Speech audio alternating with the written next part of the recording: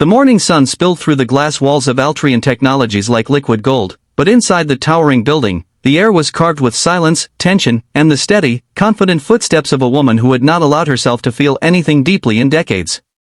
Her name was Kiara Thornwell, 48 years old, unstoppable, brilliant, and known across the industry as the Ice Crown. But that name was a disguise.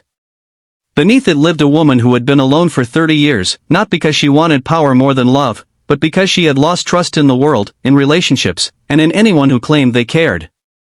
But on this day, under the daylight glow, something extraordinary was about to fracture her careful walls in one breathtaking moment she never saw coming. If you believe that kindness, humility, and second chances still matter in this world, please like, comment, share, and subscribe to Midnight Reports to help stories like this reach more hearts.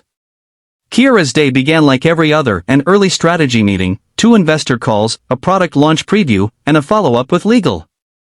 Her life was a straight line of responsibility, shaped by years of clawing her way to the top through biases, betrayals, and personal sacrifices she rarely allowed herself to acknowledge. She had turned her solitude into a fortress, and the world applauded her for it. Yet every night, when she returned to her penthouse overlooking the city, the loneliness crept in like an uninvited guest. She told herself she didn't need anyone, but even her reflection sometimes betrayed her with the hollow look in her eyes. That morning, the building's central lift had malfunctioned, and the cleaning staff hurried to clear water that had leaked from a broken pipe in the executive lobby. It was a minor inconvenience for everyone else, but not for her. When she stepped toward the elevator, her heel slipped ever so slightly on the wet surface, and she felt her heart jolt with fear before a strong hand steadied her from the side. For a second, time slowed. The world muted. The fluorescent lights above dimmed in her awareness. All she felt was the warmth of the hand, the steadiness of the grip, and the presence of someone she had never seen before. He released her quickly, apologizing with his posture before she even had time to gather her breath. He stepped back and lowered his head slightly as if he felt guilty for touching the CEO without permission, but what caught her off guard wasn't the hand or the stumble, it was his face. There was softness there, the kind she had not seen in years. His name was Rian Calder, a single father of a quiet 9-year-old boy, and one of the janitorial staff she rarely crossed paths with. His eyes carried a gentleness that pierced straight through her guarded calm, a depth that held both struggle and sincerity, and for the first time in decades, her heart reacted before her mind could restrain it. Kiara found herself staring at him longer than usual, longer than appropriate, and she felt an unfamiliar flutter of warmth in her chest. She did not understand it, could not explain it, but couldn't dismiss it either. She walked away quickly, but the moment clung to her, replaying in her mind as if someone had left it looping on a screen inside her thoughts. She tried dismissing it as embarrassment, adrenaline, or annoyance at the situation, but even she knew she was lying to herself. Something inside her had shifted, and she couldn't stop thinking about the quiet strength in the janitor's eyes. As the day progressed, she found herself glancing toward the lobby from her office windows. She watched him from the distance as he worked, occasionally lifting heavy equipment with practiced efficiency, occasionally smiling gently at his son who had been quietly waiting for him after his school shift ended. The boy, Rowan, sat patiently in the corner with a worn-out backpack and a sketching pad, drawing shapes and buildings with surprising detail. Kiara wasn't used to seeing children inside her corporate world, and the sight softened her unexpectedly. The child's patience and the father's dedication stirred something fragile and long buried within her. Her assistant knocked and broke her focus, handing her documents and summaries, but Kiara's attention kept drifting back to the lobby. It frustrated her, bewildered her, and frightened her a little. She had built her empire by focusing relentlessly, by letting nothing, not distractions, not emotions, pull her off course. So why now? Why him? Why this?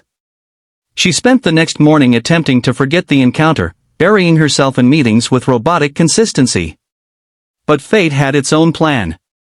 When she stepped out of her office to review a new display model for an upcoming conference, she found Rian carefully wiping down the glass case nearby. The sunlight from the east wing struck him at an angle that softened his edges, casting a warm halo around him. Kiara's heartbeat stumbled again, betraying the calm she worked so hard to maintain. When he noticed her presence, he froze momentarily, not out of fear, but out of respect, like someone who didn't want to intrude. He stepped aside to give her space, and in that silent exchange across just a few feet of hallway, something passed between them, a recognition, a quiet curiosity, an unspoken connection neither understood but both felt. Over the next few weeks, Kira found herself observing small details she had never paid attention to: how Rian always arrived before dawn to finish his heavier tasks before his son joined him, how he treated everyone with the same gentle patience, from executives to interns, how he carried the burden of life with dignity rather than complaint. She learned through small overheard conversations that he had lost his wife years earlier to an unexpected illness, and that he had spent every day since raising Rowan alone. He worked 2 jobs, sometimes 3, just to keep a roof over their heads. Yet he smiled more sincerely than most people in her executive meetings.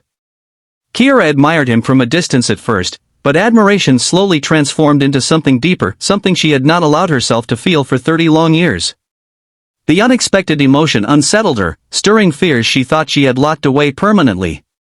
Love had hurt her once, betrayed her trust, left scars she promised she would never reopen.